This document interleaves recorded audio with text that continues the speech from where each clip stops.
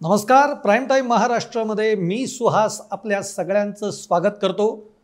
संजय राऊत यांनी आज एका वाहिनीला जी मुलाखत दिलेली आहे, या मुलाखतीमध्ये एकनाथ शिंदे यांच्यावर त्यांनी अत्यंत खळबळजनक असे दावे केलेले आहेत. आता यामध्ये एकनाथ शिंदे मुळामध्ये शिवसेनेतनं का फुटले, त्यानंतर ते भाजपसोबत का गेले आणि शिवसेनेवर एकनाथ शिंदेंना दावा सांगण्याची वेळ का आली, असे अनेक प्रश्नांची उत्तरं संजय राऊत यांनी या वाहिनीला दिलेल्या मुलाखतीमध्ये दिलेली आहेत. आणि अत्यंत खळबळजनक असा दावा संजय राऊतांनी केलेला आहे. खरं तर हा दावा करत असताना संजय राऊतांनी एका दगडामध्ये 3 पक्षी मारण्याचा प्रयत्न केलेला आहे. नेमकं संजय राऊत काय म्हणालेले तेही आपण बघूयात. याशिवाय एकनाथ शिंदेंना शिवसेना का सोडावी लागली, ते भाजप बरोबर का गेले, हे सगळं आपण बघणार आहोत या व्हिडिओमधनं. तुम्हाला जर का माझा व्हिडिओ आवडला तर तो लाईक करा, शेअर करा आणि आमचं चॅनल सबस्क्राईब करा. तर मंडळी, एकतर महाराष्ट्रामध्ये सध्या एकच चर्चा सुरू आहे आणि ती म्हणजे राज ठाकरे आणि उद्धव ठाकरे हे दोघं कधी एकत्र येणार याबाबतची चर्चा आहे. आता दोन्हीकडचं वातावरण हे अत्यंत सकारात्मक आहे.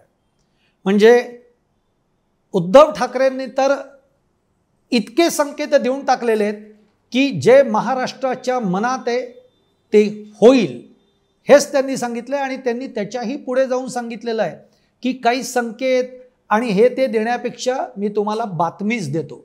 आता ती बातमी ते कधी देणार आहेत हेही मी तुम्हाला माझा पुढचा जो व्हिडिओ आहे त्या व्हिडिओमध्ये नक्की सांगणार आहे की ही बातमी आपल्यापर्यंत कधी येईल. आपल्याला काही गोष्टींची माहिती मिळाली आहे, ती मी नंतर शेअर करेन तुमच्याशी. पण आत्ताच्या या व्हिडिओचा जो विषय आहे तो म्हणजे संजय राऊत. आणि संजय राऊतांनी अत्यंत खळबळजनक असे दावे केलेले आहेत. संजय राऊतांनी असं सांगितलेलं आहे या वाहिनीला बोलत असताना, या वाहिनीशी बोलत असताना, की एकनाथ शिंदे आणि आम्ही सगळे जेव्हा एकत्र होतो तेव्हा आम्ही अयोध्येला चाललेलो होतो. एकनाथ शिंदे हे माझे अत्यंत जवळचे मित्र आहेत. आम्ही अयोध्येचा आमचा दौरा होता, अयोध्येला आम्ही गेलो. पण या सगळ्या दौऱ्यामध्ये एकनाथ शिंदे हे अत्यंत तणावामध्ये दिसत होते. जेव्हा आम्ही अयोध्येमध्ये गेलो तेव्हा आमच्या सगळ्यांच्या स्वतंत्र खोल्या होत्या, पण एकनाथ शिंदे हे माझ्याकडे माझ्या रूममध्ये आले आणि मला म्हणाले की संजय राव, मी प्रचंड तणावात आहे, माझ्यासमोर आता दुसरा कोणताही पर्याय नाही आहे, तुम्ही पण माझ्याबरोबर चला. पण तिकडे जाण्याशिवाय आता माझ्याकडे कोणताही पर्याय उरलेला नाही आहे. संजय राऊत, आता मला जेलमध्ये मी जाऊ शकत नाही कारण मला नातवंड आहेत, माझं हे वय नाही आहे जेलमध्ये जाण्याचं. असं सगळं एकनाथ शिंदे हे संजय राऊत यांना त्यांनी सांगितलं. असा खळबळजनक दावा हा संजय राऊत यांनी केलेला आहे. तेव्हा संजय राऊत असं म्हणतात की मी एकनाथ शिंदेंना असं सांगितलं की एकनाथराव, धीर धरा, शांत व्हा, असा एकदम निर्णय घेऊ नका, घाबरून जाऊ नका. हे बघा, असं जाणं म्हणजे ज्या पक्षाने आपल्याला एवढं भरभरून दिलेलं आहे त्याच्या छातीवर पाय देऊन जायचं म्हणजे स्वर्गीय बाळासाहेब ठाकरेंच्या विचारांशी आपण कुठेतरी प्रतारणा करतोय असं होईल. त्यामुळे तुम्ही असा विचार करू नका, थोडं शांत व्हा, धीर धरा, सगळं चांगलं होईल, हे सांगण्याचा मी प्रयत्न करत होतो. पण शेवटी ते पळपुटे निघाले आणि ते निघून गेले, असं संजय राऊत यांनी हा दावा या वाहिनीशी बोलताना, एका वाहिनीशी बोलताना केलेला आहे. आता हा दावा करत असताना एकनाथ शिंदेंना का भाजपमध्ये जावं लागलं याची उत्तरही त्यांनी दिली आहेत. एक तर भाजप कोणत्याही क्षणी एकनाथ शिंदेंच्या बाबतचे जे काही भ्रष्टाचाराचे पुरावे आहेत हे सगळे भाजपकडे आहेत आणि ईडीचा सगळा ससेमिरा हा मागे लावला जाईल आणि या सगळ्या प्रकरणात एकनाथ शिंदेंना अटक होऊ शकते, याशिवाय दुसरं काही होऊ शकत नाही. ही सगळी परिस्थिती एकनाथ शिंदे यांना सांगण्यात आली आणि त्यानंतर एकनाथ शिंदे हे घाबरले आणि मग त्यांना तिकडे जाण्याशिवाय पर्याय राहिला नाही. असं संजय राऊतांनी हा खळबळजनक दावा केलेला आहे। आता हे सगळे दावे करत असताना, हा दावा तर त्यांनी केलेलाच आहे, हे सगळं करत असताना दुसरी गोष्ट फार महत्त्वाची संजय राऊतांनी सांगितली आहे, ती म्हणजे सध्या युतीची जी चर्चा चालू आहे। संजय राऊत असं म्हणाले, त्यांना युतीच्या बाबतीमध्ये प्रश्न विचारला तेव्हा, की युती ही होणारच, आता हे दोन भाऊ एकत्र येणारच, हा मला विश्वास आहे, असा विश्वास संजय राऊतांनी व्यक्त केला आहे। अर्थात ही परिस्थिती आपण सगळी आत्ताची जी आहे ती बघतो आहोत आणि सकारात्मक पावलं ही दोन्ही बाजूंनी, म्हणजे मनसेकडनं आणि शिवसेना उद्धव बाळासाहेब ठाकरे गटाकडनं ही सकारात्मक पावलं पडतायत, हेही आपल्याला माहिती आहे।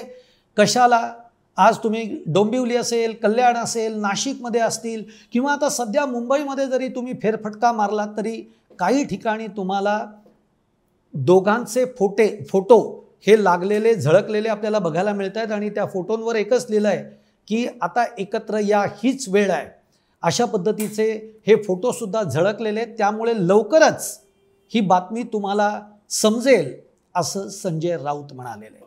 त्यामुळे आता त्या वेळेची, त्या क्षणाची आपण सगळेजण वाट बघतो आणि ती वाट बघायची आपल्याला। पण माझा जो पुढचा व्हिडिओ आहे त्यामध्ये मी तुम्हाला नक्की सांगणार आहे की कधी आपल्याला ही बातमी मिळणार आहे, ती तारीखही आपल्याला माहिती आहे आणि ती मी तुम्हाला माझ्या पुढच्या व्हिडिओमधनं सांगेन। पण आज जे संजय राऊतांनी एकनाथ शिंदेंना घेऊन जे खळबळजनक दावे केलेले आहेत, यातनं संजय राऊत यांनी अचूक काही नेम साधलेले आहेत। एक म्हणजे हा दावे करत असताना कशा पद्धतीने एकनाथ शिंदे यांनी पळपुटेपणा केला, कसा शिवसेनेच्या छातीवर पाय देऊन एकनाथ शिंदेंनी पक्ष फोडला, कसा स्वर्गीय बाळासाहेबांच्या विचारांशी एकनाथ शिंदेंनी प्रतारणा केली आहे, हे सांगण्याचा प्रयत्न संजय राऊतांनी या उत्तरातनं दिलेला आहे। दुसरा मुद्दा, हे उत्तर जेव्हा किंवा हा सगळा खळबळजनक दावा संजय राऊतांनी केला त्यावेळेला एकनाथ शिंदेंवर कसा दबाव होता, कसा तणाव होता, कसा ईडीच्या ससेमिरा त्यांच्या मागे लावला जाणार होता आणि कसं त्यांना जेलमध्ये टाकलं जाणार होतं, हे सगळं कोण करणार होतं, तर हे अर्थातच भाजप करणार होतं, हा सांगण्याचा संजय राऊतांनी याच्यातनं प्रयत्न केलेला आहे।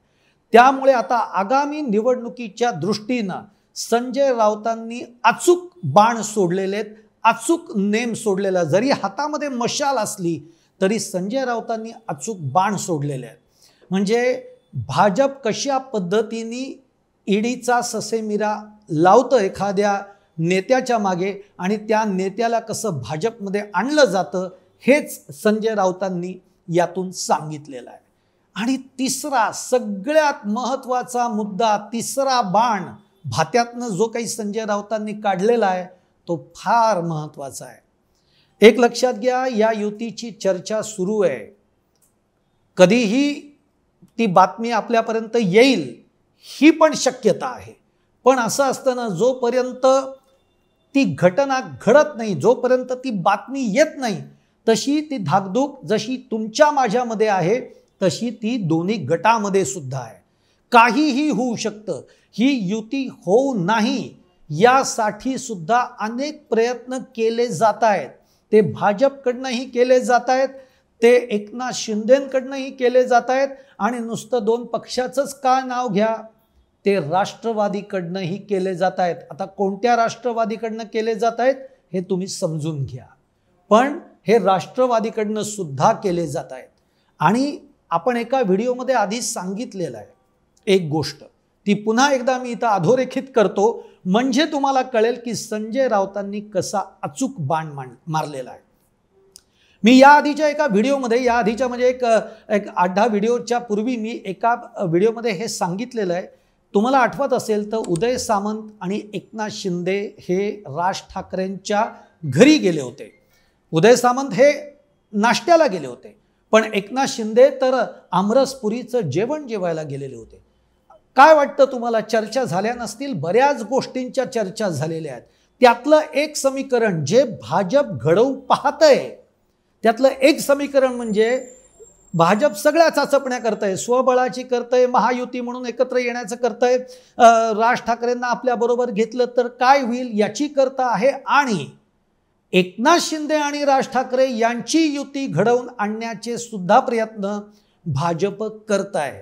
त्यामुळे या दोन भावांच्या एकत्र येण्यामध्ये जर कुणी खो घातला, जर कुणी बिब्बा घातला तर तो घातला जाऊ नये एकतर, आणि जर तो खो कोणी घातलाच तर महाराष्ट्राला, मराठी माणसाला हे कळलं पाहिजे की या आधीच अशा पद्धतीचं एक समीकरण या राज्यामध्ये घडत होतं आणि शिवसेना उद्धव बाळासाहेब ठाकरे गटाला केवळ युती करायची याची भूलथापा देण्यात येत होत्या, याची काळजी सुद्धा संजय राऊत यांनी आजच्या या खळबळजनक दाव्यातनं केलेली आहे।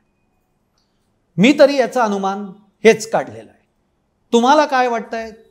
तुम्ही देखील तुमच्या कमेंट बॉक्समध्ये आमच्या टाका, आणि माझा हा व्हिडिओ तुम्हाला जर आवडला तर तो लाईक करा, शेअर करा आणि आमचं चॅनल सबस्क्राईब करा।